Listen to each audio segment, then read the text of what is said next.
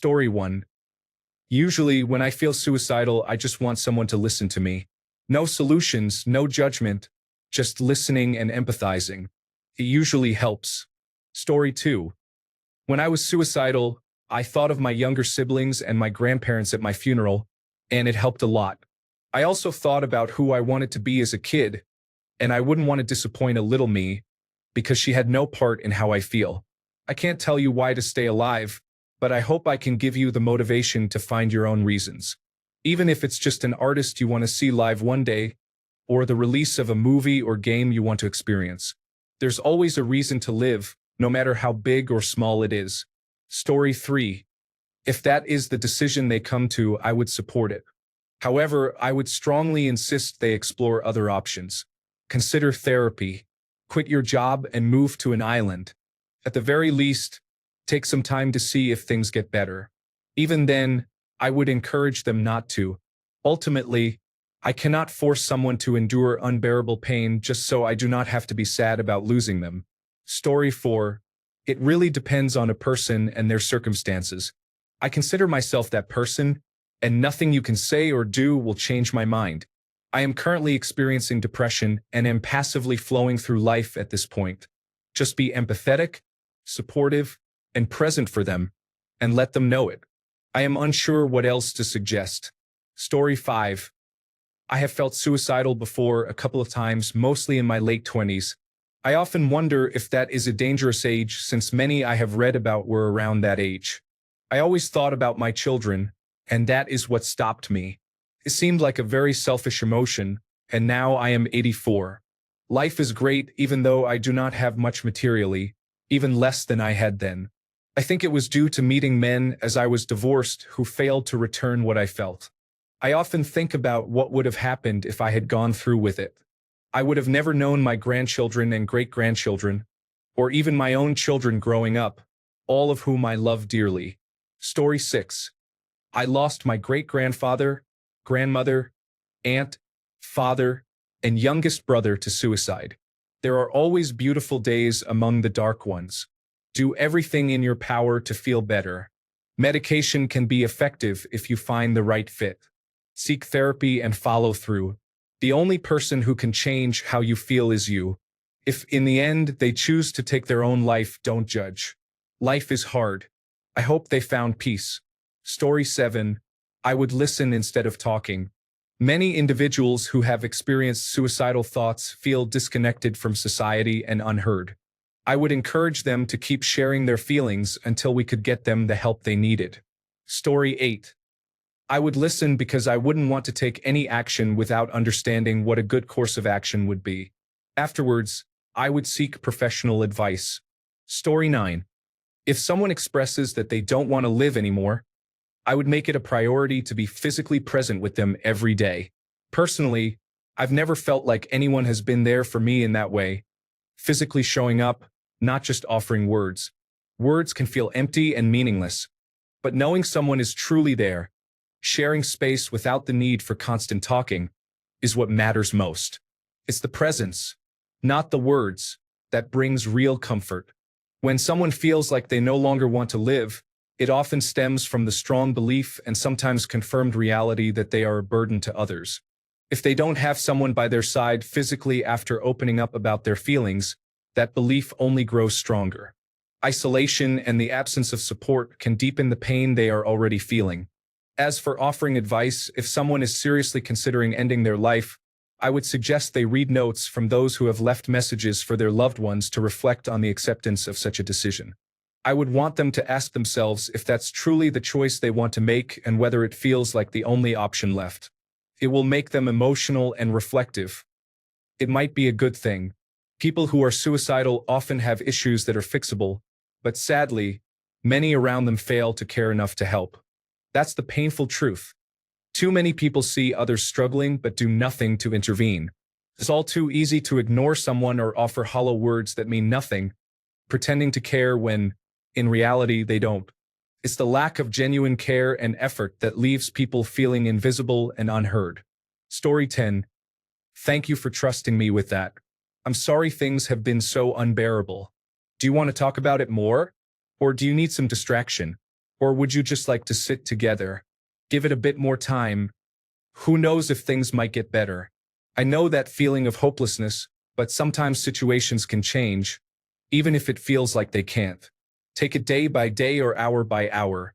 I'm happy you exist, and I would be really sad without you. Some things that come to mind will depend on the person and the situation. Story 11. If you have been feeling this way for many years, it's important to seek help from a professional. If you are experiencing these feelings, consider talking to someone who can assist you. We can also have a conversation if you'd like. Story 12. I understand what you are going through. I have experienced similar feelings, but death is a permanent solution to a temporary problem. Things will improve, but you need to remain here to discover that. Story 13. In this timeline, it's quite perplexing. Come sit by me and we can huddle together, feeling a bit scared. And of course, ask if it's okay to give them a 90-second hug. Story 14. What I want to convey is to remember a time when a thought of yours changed, when the weather changed or when your highs went low. Realize that whatever you are feeling will also change. It's not exempt. It will follow the same rule. Story 15. I read this from someone on Blue Sky with severe disabilities. When she feels this way, she writes a list of all the people she needs to contact and tells them what she has been doing, including her cats. By the time she reaches the end of the list, she feels that life is worth continuing. Story 16. I would be there for them, trying to understand their problems and the reasons for their need to end their struggles. You cannot change someone's beliefs or feelings, but you can help them navigate difficult moments with a bit more ease. The change needs to come from within themselves, but they also require support. With time, patience, and hard work, the healing process will gradually improve. Story 17. I understand. I wish there was an easier and more risk-free way of doing this. It is important to encourage them to discuss their reasons. I cannot offer anything meaningful without understanding their perspectives. I will make a strong effort to avoid empty platitudes and guilt-tripping that often occur in these conversations. Having experienced this situation for much of my life, I know that being told it will get better, or think of the people who care about you, can make things worse and may cause me to disengage from the conversation. Story 18. I would tell them that if they feel this is the only option or solution, I will stand behind that decision and offer to keep them company until they are ready to commit to death or decide to try one more time, become who they want to be, or just have someone to listen to them vent. No advice, opinions, or judgments, just listen. It is not an easy decision for anyone who has committed suicide or tried and is still living. Their trauma or nightmare of life is something we will never fully understand, regardless of whether similar things happen to us. While one person may become a warrior and actually become a speaker and advocate for better medical treatments or better ways to find help and hope, another may not be able to overcome their trauma, abuse, and pain, and may literally just lack the will anymore. I would rather give them comfort however I can or however they want me to, and let them know it's okay if they feel they need to be set free from this prison of life. Who am I to take away their right to have some control over how they decide to go or whether they choose to stay? Story 19. It's your choice. Just think about the people you are leaving behind and the hardship you might impose on them for the rest of their lives. Talking helps a lot. Story 20. Just listen first. Allow them to share their story. Be non-judgmental about anything they express. Validate their feelings and let them know there is hope. They are not alone, and they will not feel this way forever. Offer support by taking them to the hospital. Story 21. I saw a post on Reddit that really affected me, and this is what I keep returning to. I'm paraphrasing, but it was essentially that life can be difficult, but what else am I doing? Why not stick around and see what happens next? And when my time comes, it comes. Something about that resonated with me. It may be the serial storytelling lover in me, but if I don't give up on my favorite television shows or comic books, why would I give up on myself? Season 42 may not have been great, but the highlights of those early seasons are wonderful, and there are some standout moments even in the less favorable ones. Season 43 might be what turns it all around. Story 22. I'm sorry to hear that you're feeling this way. It's really important that you talk to someone who can help you, like a mental health professional or a trusted person in your life. Story 23. I will answer this literally and preface it by saying I am very nice to everyone because kindness is free, and you never know what someone is going through. Honestly, that depends on who they are to me.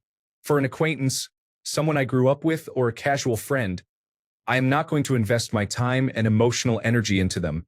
Those are important and limited resources. I am not a mental health professional, nor can I save everyone. I will be gentle, kind, and encouraging, but I will probably stop there.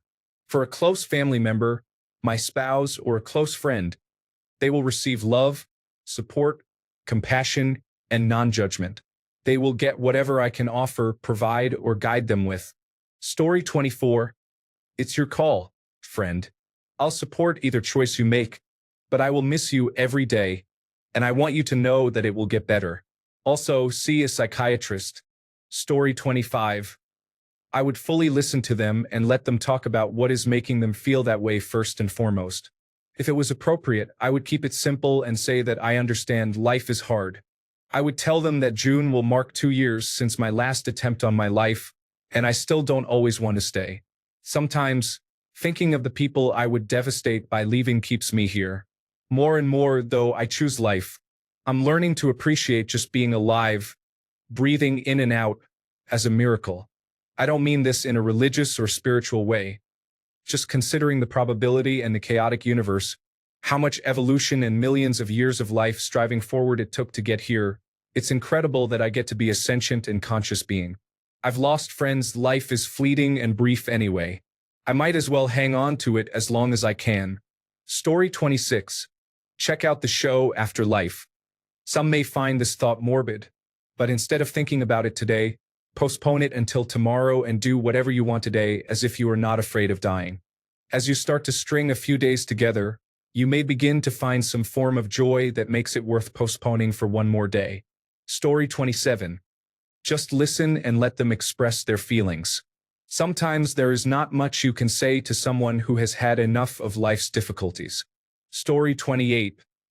I believe I have experienced a lot of negativity, but there is still much positivity to discover. I have allowed myself to feel pain and sadness, but I also want to embrace opportunities for freedom, happiness, and peace. Although I can choose to end things at any time, I cannot take back those experiences. Therefore, I remind myself to give it another chance. Story 29. I want them to live. I would miss them and feel terrible if they were gone. Listening is important, but from personal experience, people need to know they matter. Just listening can backfire. If you calmly listen to someone who wants to die, it may be misinterpreted as not caring. Do not give advice, but let the person know you would miss them if they were gone. While this may not be true for everyone, I believe most individuals who are suicidal feel that no one would care or even notice if they were gone, or that others would be happier. Story 30. We are all on Earth for a reason. To learn certain lessons and experience both good and bad times. Let life take its course until it is time to go. Story 31. You've hit a wall. Now lean against it and rest. The path you are on is not the right one for you, and that's why life feels so tough. Make changes, take baby steps. When your mind and body start to relax, you're going in the right direction. Everything is going to be okay. Story 32. My uncle's first wife had a sister who was very suicidal after she was diagnosed with leukemia. They tried to talk to her about her treatment and how she wasn't alone. She had a lot of support from family and friends. She committed suicide before treatment even started. I don't know what more they could have done. Story 33. You and they should contact NAMI. They are much more than the usual hotline. NAMI is a volunteer alliance with families, laypeople, and professionals who provide mental health support to individuals who cannot access or afford it through traditional high-cost channels. Many of the members have experienced similar situations or have had family members who have faced similar challenges. Whether you are the family or friend of someone who needs support, or if you are someone who needs support, they will provide assistance at no cost and connect you with classes and individuals who can help. Story 34. Be defiant. I put myself through a much harder reality than the one that was hurting me because it seemed like a waste not to try. It kind of forces resilience, which can build into internal strength to carry on. Many of us experience these feelings at different points in our lives. Seek out those who have survived similar experiences. Don't stay around people who aren't actively working to improve their mental health. If they are feeling stuck, they might not want to see you get better. This can create a group of individuals feeding despair. Find those who are doing good deeds in the community and help them, even if you don't feel like it. Story 35. When I was severely depressed and idealized suicide every night, all I could think about was the bliss of ending it altogether. However, the quote that pulled me out and kept me grounded came from a proverb I'm not sure of. It said, "When we're in the thick of it, we feel like we're drowning and that we should succumb to ending ourselves. But we don't actually want to die. We just want the pain to stop." I took this to mean that the pain will eventually end and we will find life attractive again. So we need to keep our heads above water, and life will settle the rest. For someone going through this pain, I would suggest doing the bare minimum until you're able to get through the day, and keep doing it until enough time passes for us to live our lives with comparatively more joy and freedom than we had before. Moving forward, even if it's only inch by inch, is always better than staying stagnant in the same depressive place. Story 36. I wouldn't tell them anything. I would ask them, "Would you talk to me about what's making you feel that way? Or would you talk to a mental health professional about it? Would you take advantage of the resources available for this very thing?" I am not a mental health professional. I am a long-time retired paramedic who has spoken to many people who wish to end their lives. I can offer a different perspective and am willing to help you find the assistance you need. You should never tell anyone anything or offer false hope. I can't say I know how you feel because I don't. The one thing I can promise is that I would never turn my back on someone who is hurting. Story 37. When I reached that point, one of my best friends told me he would be upset if I harmed myself. I stayed alive just to prove him wrong. Story 38. I would encourage them to consider other ways to solve their problems and whether choosing to die is worth losing all the good things in their lives. If they still want to die, I wouldn't force them not to, as I would have done all I could. Story 39. Goodbye. I'm sorry, but I'm not trained to promote life as an amazing idea to you. I can listen and share what I occasionally enjoy, but the professionals at helplines or mental health facilities are better equipped than I am. I connected my last suicidal friend on the phone to a supportive counselor. Story 40. You are going to die soon enough from natural causes, so you may as well enjoy this one-time life experience as long as you can. Story 41.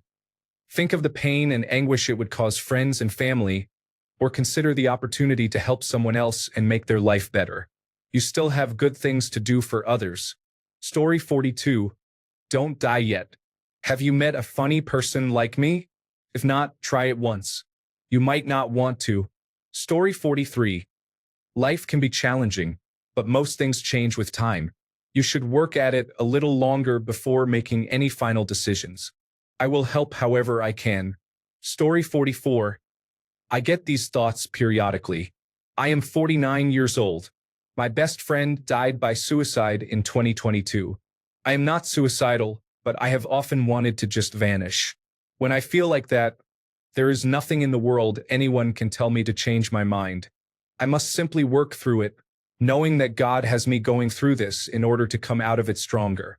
Once I am out of it, I feel evolved. Why must I go through this? Because God knows I can endure more than most, and we are the light bearers that people need in this world. Keep going through it, keep relying on God to guide you, and keep shining once it has passed. Story 45. You have survived all the crises you have faced so far. You are stronger than you believe. Life constantly changes, and I do not want to miss it getting better.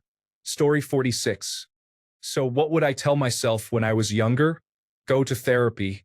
I started therapy, and it changed my life. I also see pictures of younger me when I was struggling. I wish she knew how beautiful she is inside and out. I would have hugged her and told her she is strong and that everything turned out okay.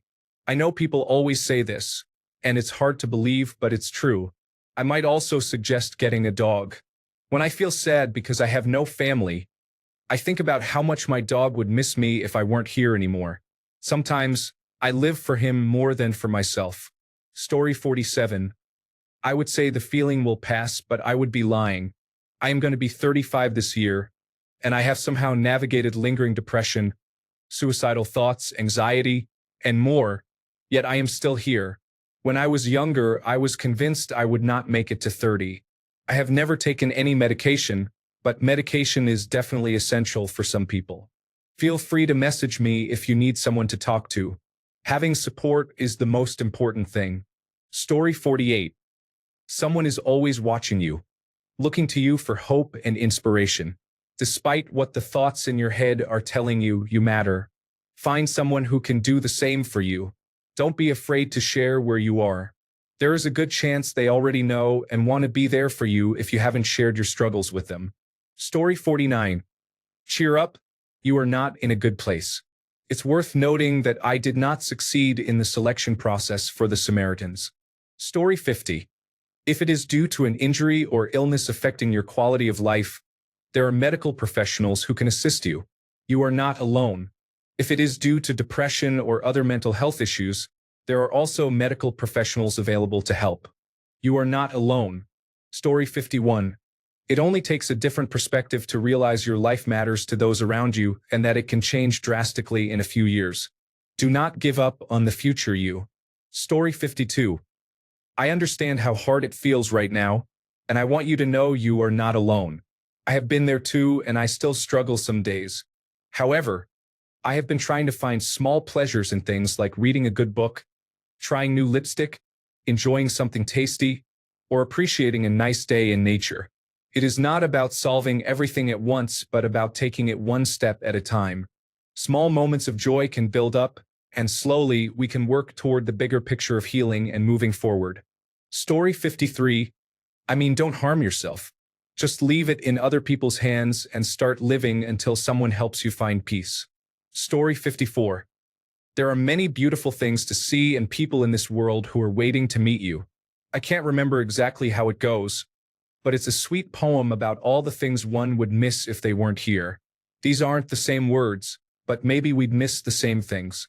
Mangoes and strawberries, lavender and fresh basil, roasted marshmallows and butterflies, the longest fry in the box, sunrises and sunsets, hotel stays, the smell of freshly painted rooms, crispy sheets out of the dryer and fluffed pillows, Christmas lights and snow, waterfalls and walking under the shade of tall trees, night swims, fireflies and shooting stars, handwritten letters, a warm cup of tea in a bookstore, holding hands when your fingers interlock, goosebumps, and laughter, the kind that makes you cry. You probably haven't even had your best kiss yet, and I know you haven't done it in the rain. Imagine missing out on that person waiting to love you in such a special way. Leaving them here alone would be devastating. We can wait together. I could continue with my list, but it would be better if you lived out the rest. I know things will get better for you. Stick around and see. Story 55. Do it, suicide. They will realize quickly that they do not actually want to die. This is called wanting to live. If they choose to do it, it does not matter what I said. They would have taken that step sooner or later anyway. It sounds counterintuitive, but it is not. Thanks a bunch for sticking around till the end of the video. Remember to subscribe, and until next time, stay awesome and goodbye.